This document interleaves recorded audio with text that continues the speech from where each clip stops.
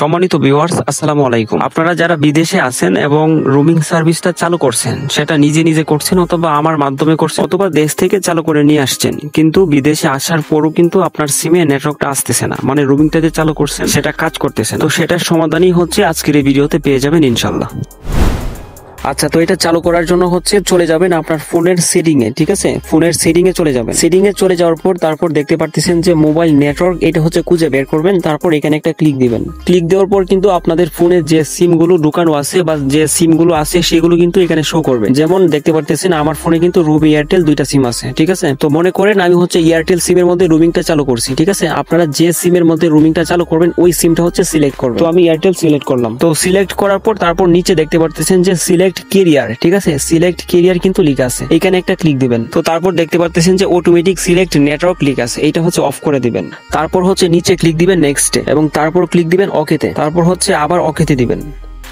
তো দেখতে পারতেছেন কিন্তু এখানে কিন্তু চার্জ হচ্ছে, মানে হচ্ছে আমার এরিয়াতে যে যে নেটওয়ার্ক গুলো অপারেটর গুলো আছে সেগুলো কিন্তু শো করতেছে। ঠিক আছে, বা আপনারা যেখানে আছেন, যদি সৌদি থাকেন তো সৌদি আরব যে অপারেটর গুলো আছে সেগুলো শো করবে। ঠিক আছে, বা মালয়েশিয়া যদি থাকেন, সিঙ্গাপুর যদি থাকেন, যেখানেই থাকেন না কেন, আপনি অফ করার পর এখানে আপনার এরিয়াতে যে যে অপারেটর গুলো আছে ওইগুলো কিন্তু চার্জ করবে। চার্জ করার পর একটু অপেক্ষা করতে হবে এগুলো আসার আগ পর্যন্ত।